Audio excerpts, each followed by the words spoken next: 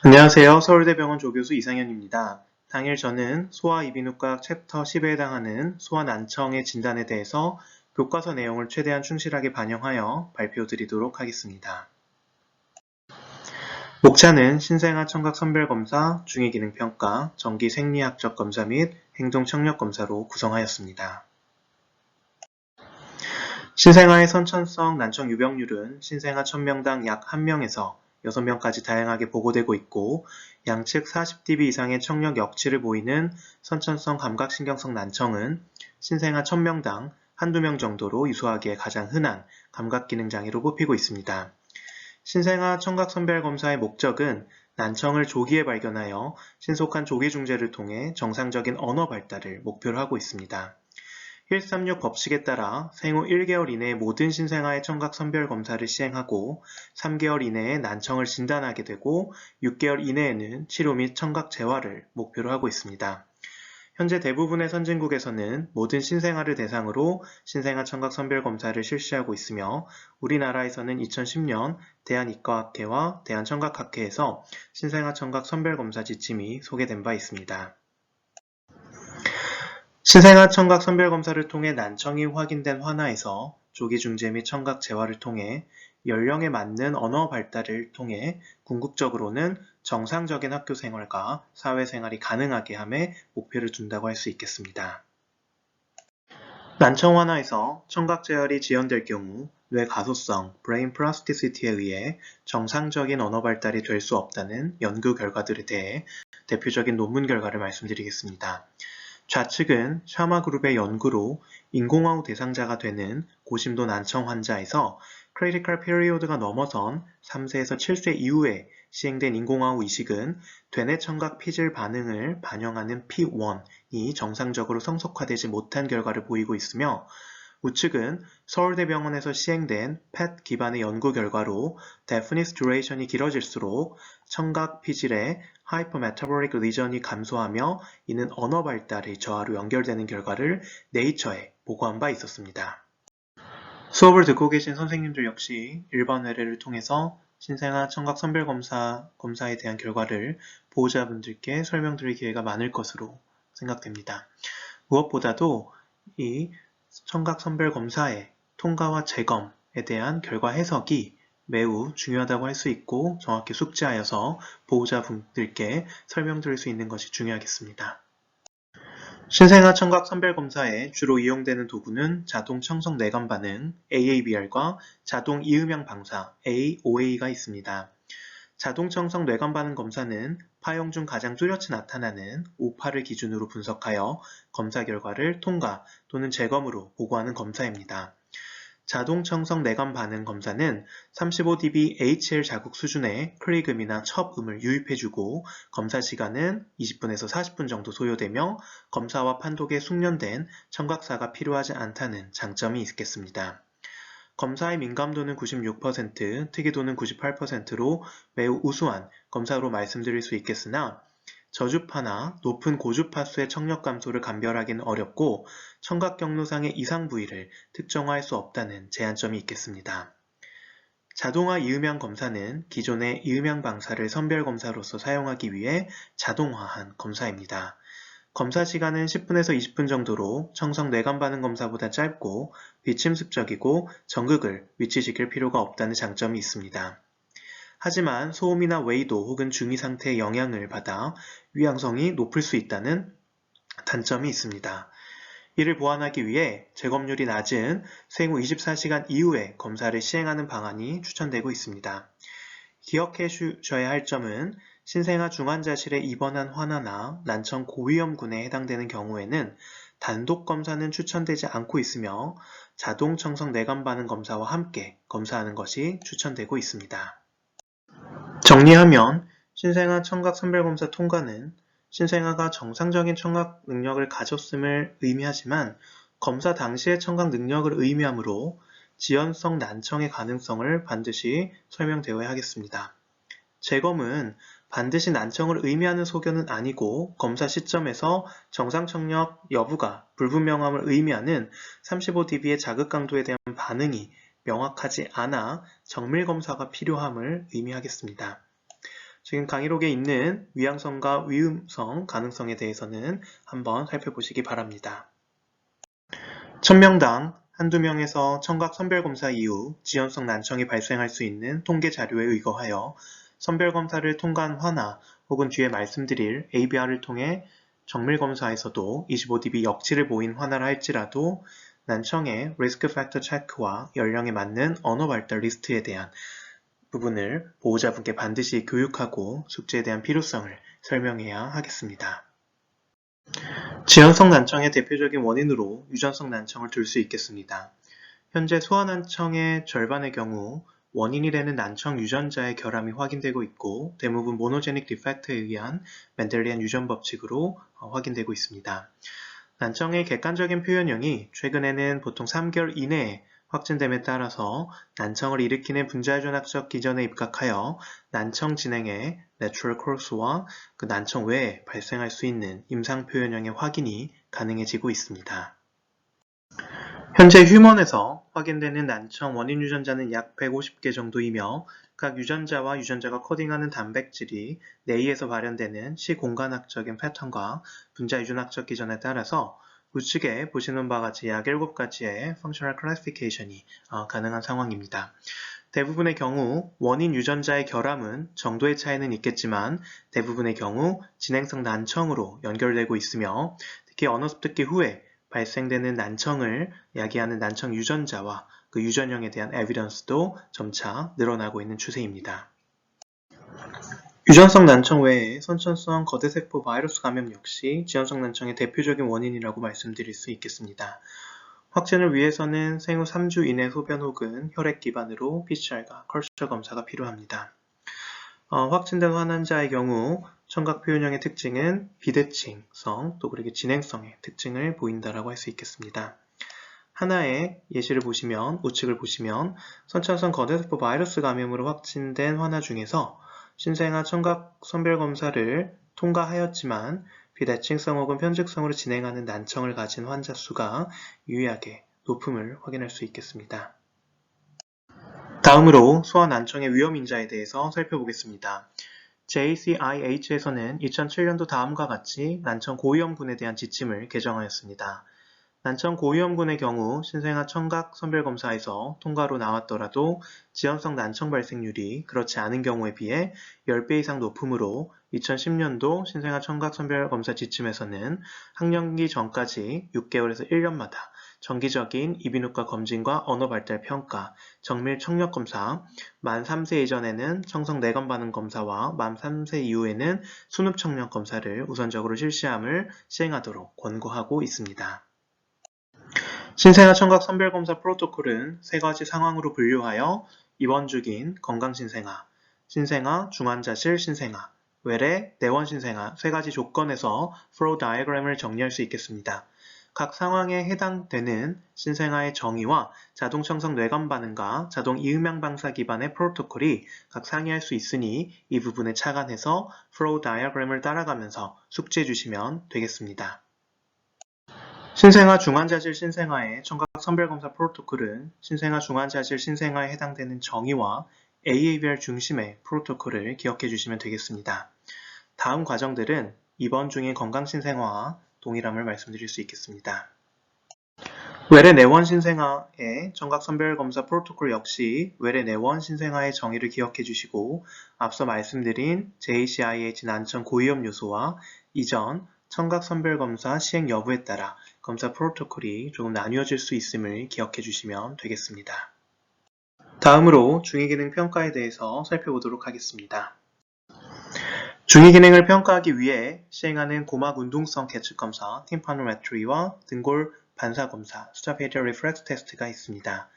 팀파노메트리는 웨이도를 지나면서 저항이 낮은 공기를 통해 전달되는 음향 에너지가 저항이 높은 고막에 부딪혀서 대부분 반사되고 일부분만이 통과하여 중위와 뇌로 에너지가 전달되는 이런 컨셉을 이용하여 중위의 상태를 평가하는 객관적인 검사라고 할 수 있겠습니다. 고막의 운동성은 웨이도에 위치한 프로브를 통해 음향 에너지와 함께 웨이도의 다양한 압력, 양압과 음압이 주어지면서 각각의 압력에 따라 반사되는 음향 에너지를 측정하게 됩니다. 정상 고막은 고막과 중위까지 에너지가 잘 전달되며 상대적으로 적은 양의 에너지가 웨이도로 다시 돌아올 것이고 대기압과 같은 음압에서 흡수 에너지가 가장 높게 나타나는 A타입이 나타날 것입니다.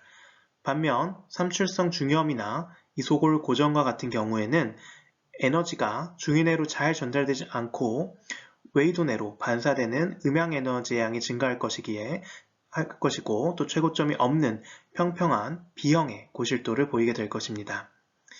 중위각 내에 음압이 형성되어 고막이 리트랙션이 되는 경우에는 최고점이 왼쪽으로 치우치는 C타입의 고실도를 보실 수 있을 겁니다.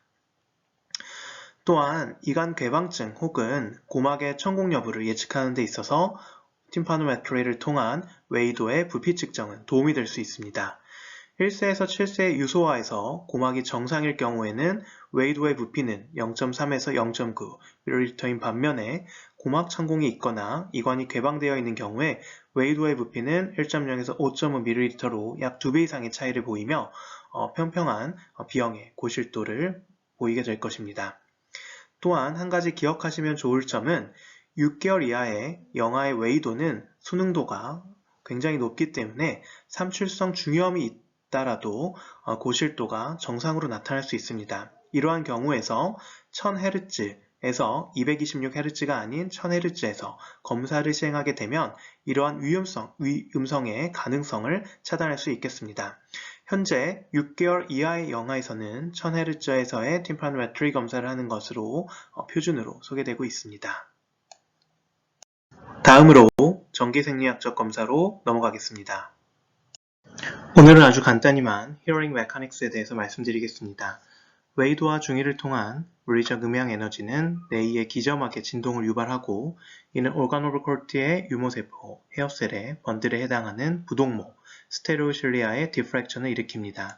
이 과정에서 물리적 에너지를 전기적 에너지로 트랜스포메이션 시키는 MET, Mechano Electrical Transduction 채널을 통해 뇌림프에 캐스아이온들이 유입되게 되어 청각세포가 흥분하게 됩니다. 이러한 전기 에너지는 코클리아 너브를 따라서 중추 청각 경로를 거쳐 청각 피질까지 전달되게 됩니다.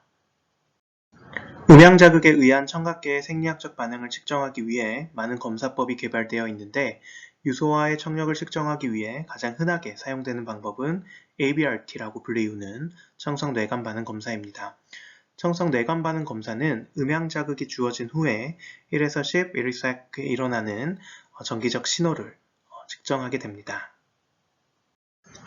ABRT는 5가지의 파형으로 기록이 됩니다.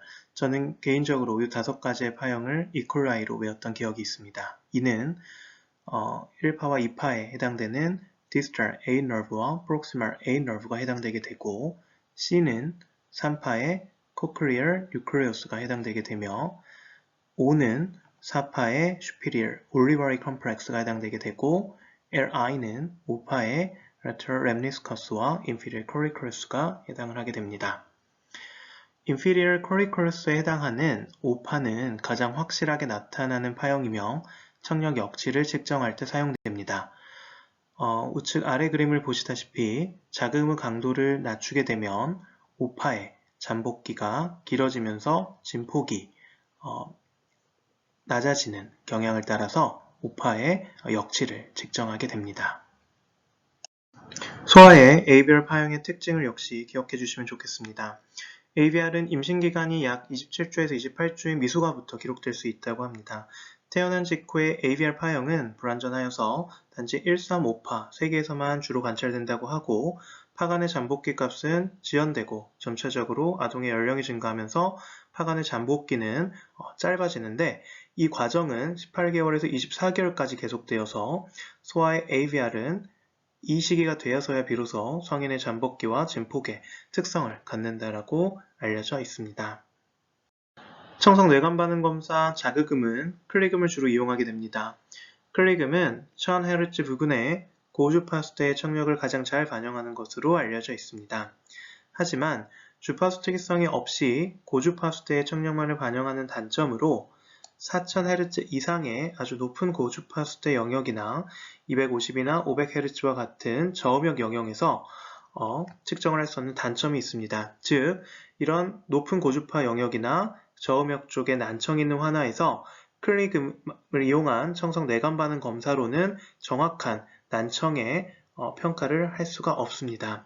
즉, 정상 범위의 클리금 유발 청성 뇌관 반응 검사의 역치가 반드시 어음 청취 가능성을 보장해주는 것은 아니라고 기억을 해주시면 좋겠습니다.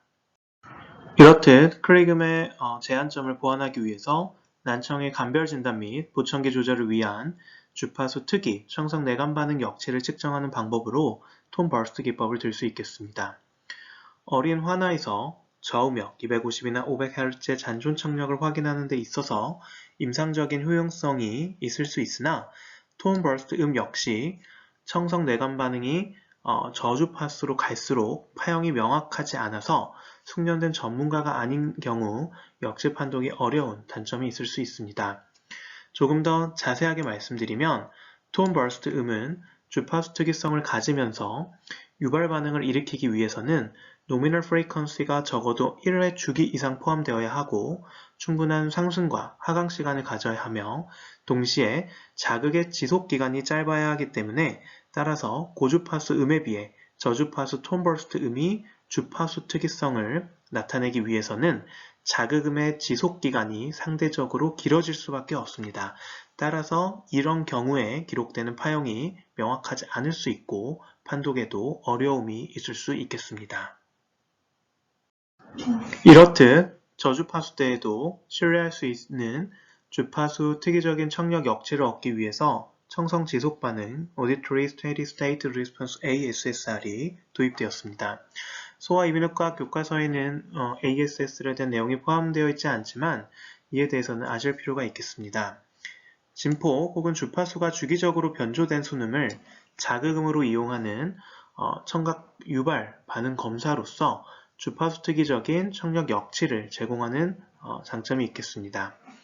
수면에 영향을 받지 않는 70Hz 이상의 높은 변조 주파수를 주로 사용하며 청석 지속 반응 역치와 순음 청력 사이에는 특히 500Hz에서는 매우 높은 상관관계가 확인된 바 있습니다. 임상에서 행동학적 청력 검사가 가능하지 않은 어린 환자에서 잔존 청력의 확인과 보청기 피팅을 위한 주파수별 청력 역치 확인을 위해서는 청성 뇌관 반응 ABRT 검사와 함께 ASSR 검사는 상호 보완적으로 사용될 수 있음을 말씀드릴 수 있겠습니다. 그럼 청성 뇌관 반응 검사의 임상성 효용성에 대해서 살펴보도록 하겠습니다.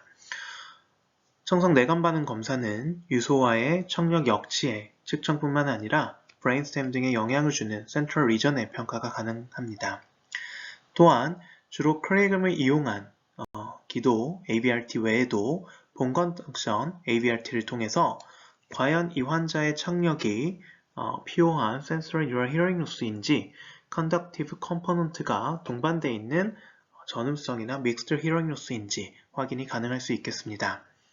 특히 소아의 경우 클리금을 이용한 ABRT만으로 진단을 내리는 것은 매우 위험하다고 할 수 있겠습니다. Impacted Cerumen이나 ME 혹은 선천성 이소골 기형에 의한 Conductive Component가 동반된 환자에서 마치 ABRT, 클리금으로 사용하는 ABRT만으로는 Sensory Neural Hearing Loss로 오진이 될 수 있겠습니다.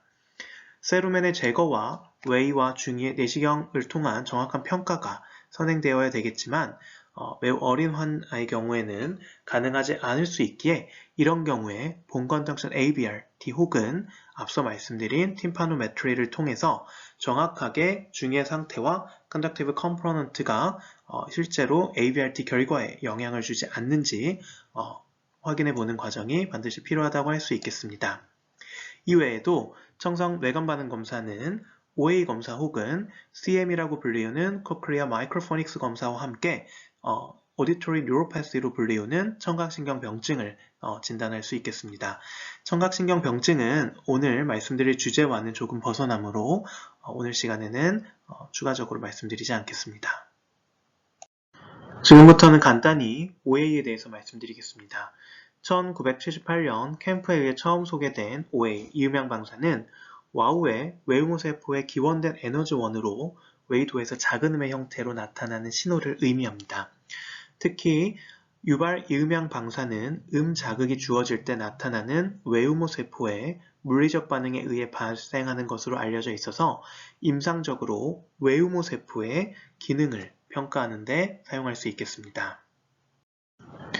외음호 세포의 모틸리티가 OA의 에너지원의 에비던스인 결과들을 간단히 살펴보면 일단 코크레인 너브가 잘리거나 기능을 못하는 경우에도 OA가 측정될 수 있다는 점과 Neural Response와 달리 Stimulation Rate의 영향을 받지 않고 하지만 Reverse Polarity를 보인다는 점이 특징이라고 할 수 있겠으며 또한 Ototoxic Drug에 의해서 OA에 대한 반응이 굉장히 Susceptibility가 높다는 점 그리고 코클리아의 A-front nerve가 아닌 E-front nerve에 의해 전기 자극을 주어줬을 때 OA의 반응을 모듈레이션 할 수 있다는 점이 외음호 세포의 모틸리티가 OA의 에너지원의 라는 에비던스임을 말해주고 있다고 볼 수 있겠습니다.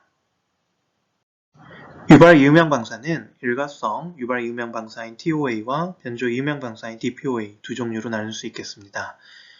TOA는 클리근과 같이 짧고 일시적인 신호를 통해 이음양 방사를 유발합니다. 신뢰성 있는 TOA는 검사에 재현성이 있어야 되고 기록된 방사음이 소음보다 커야 하는 조건을 만족해야 합니다. 아래 그림, 좌측에 보이는 그림이 TOA에 해당됩니다. 그림에서 글자가 작아서 잘 안 보이시겠지만 중간에 Total Summary를 보시게 되면 Total OA Response가 5 이상이고 아래 보시는 Reproducibility가 50 이상인 경우 포지티브 반응이라고 할 수 있겠습니다. TOA는 주파수 특이적인 검사가 아닙니다. 하지만 방사음이 나타내는 스펙트럼을 통해서 와우의 어떤 주파수대에서 문제가 있는지 혹은 정상인지 여부를 짐작해 볼 수는 있을 것 같습니다. 또한 30에서 50dBHL 이상의 난청이 있는 경우에 잘 나타나지 않는다라고 알려져 있습니다. 따라서 역치가 30dB를 넘는 외음세포의 손상을 감별할 수 있다고 알려져 있고 청력 손실을 정량적으로 평가할 수는 없다라고 말씀드릴 수가 있겠습니다. DPOA는 서로 다른 두 개의 순음인 F1과 F2를 동시에 자극했을 때 발생하는 방사음을 기록을 합니다. 방사음은 보통 non-linear한 비선형적인 특징을 가지고 있고 보통은 이 F1에서 F2에 해당되는 주파수에서 가장 분명하게 나타난다고 알려져 있습니다. DPOA는 와우의 기능 검사 방법 중에 주파수 특이성을 가지고 있다는 점에서 임상적인 유용성이 있다고 볼 수 있겠습니다. 하지만 웨이도가 막혀 있거나 MEE가 있는 경우에 정확한 검사가 이루어지지 않는다는 점은 기억을 해주셔야 될 것 같습니다. 검사에 영향을 줄 수 있는 이러한 요소들이 배제된 후에 관찰되는 비정상 소견은 외음호 세포의 손상을 의미한다고 볼 수 있겠으며 역시 DPOA에서도 40에서 50 dB 이상의 히어링 로스에서는 나타나지 않는다라고 말씀드릴 수 있겠습니다. 또한 이런 DPOA나 TOA 검사는 나이가 들수록 소하지만 나이가 들수록 이런 아우터 헤어셀의 외음세포의 모틸리티에 대한 센시티비티가 떨어지면서 청각 기능이 정상이고 정상 청력이어도 나타나지 않을 수 있음을 좀 기억해 주시면 좋겠습니다. 마지막으로 행동 청력 검사에 대해서 간단히 살펴보도록 하겠습니다.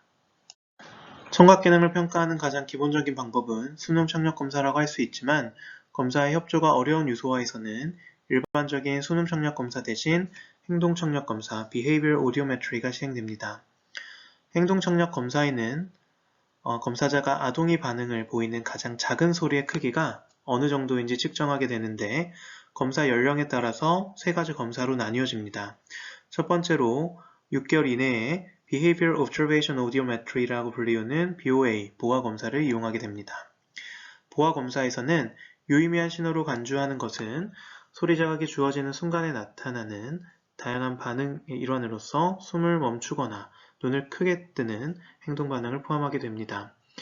보아 검사에서 측정한 역시값은 실제보다 높게 나타나는 경향이 있기 때문에 청성 뇌관 반응 검사나 유발 이음양 검사의 보조적인 수단으로 사용돼야 됨을 기억하셔야겠습니다.